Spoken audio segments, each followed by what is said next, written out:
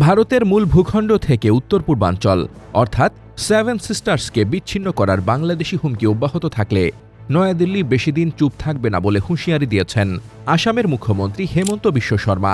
১৬ December সাংবাদিকদের সঙ্গে আলাপকালে তিনি বলেন, ভারত থেকে বিচ্ছিন্ন করে উত্তর পূর্বাঞ্চল দখলের ধারাবাহিক আহ্বান বাংলাদেশের হীন মানসিকতার প্রতিফলন। গত এক বছর ধরে বাংলাদেশ থেকে ভারতের নর্থ ইস্টকে তাদের সঙ্গে একীভূত করার আহ্বান জানিয়ে যেসব বক্তব্য শোনা যাচ্ছে তা বাংলাদেশের জন্য কল্পনা করাও ভুল বলে মন্তব্য করেছেন তিনি। হেমন্ত বিশ্ব শর্মা ভারতকে একটি বিশাল দেশ, পারমাণবিক শক্তিধর এবং বিশ্বের চতুর্থ বৃহত্তম অর্থনীতি হিসেবে উল্লেখ করে বাংলাদেশের মানুষের মানসিকতা খারাপ বলে দাবি করেন। তিনি সতর্ক করে বলেন, আমাদের উচিত বাংলাদেশকে সাহায্য না করা এবং তাদের জানিয়ে দেওয়া যে ভারতের বিরুদ্ধে এমন আচরণ করা হলে আমরা চুপ থাকব না। সম্প্রতি ভারতের বিরুদ্ধে বাংলাদেশের সঙ্গে অসহযোগিতামূলক ও শত্রুভাবাপন্ন আচরণের অভিযোগ তুলে বাংলাদেশের জাতীয় নাগরিক পার্টি এনসিপির নেতা হাসনাত আবদুল্লাহ সেভেন সিস্টার্স বিচ্ছিন্ন করা বিষয়ক বক্তব্য দেন।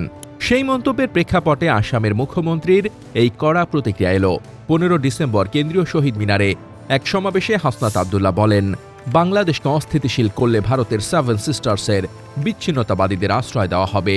এর আগে অন্তর্বর্তী সরকারের প্রধান উপদেষ্টা ড. মোহাম্মদ ইউনূস ভারতের পূর্বাঞ্চলীয় ৭টি রাজ্যের জন্য বাংলাদেশের ভৌগোলিক গুরুত্বের কথা উল্লেখ করে বলেছিলেন যে এই অঞ্চলে বাংলাদেশই সাগরের একমাত্র অভিভাবক।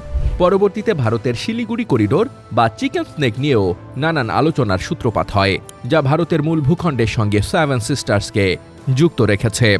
এর জবাবে হেমন্ত বিশ্ব শর্মা পাল্টা যুক্তি দেখিয়ে বলেন, যারা এই করিডোর নিয়ে ভারতকে হুমকি দিচ্ছেন তাদের মনে রাখা উচিত বাংলাদেশেরও এমন দুটি ঝুঁকিপূর্ণ করিডোর রয়েছে।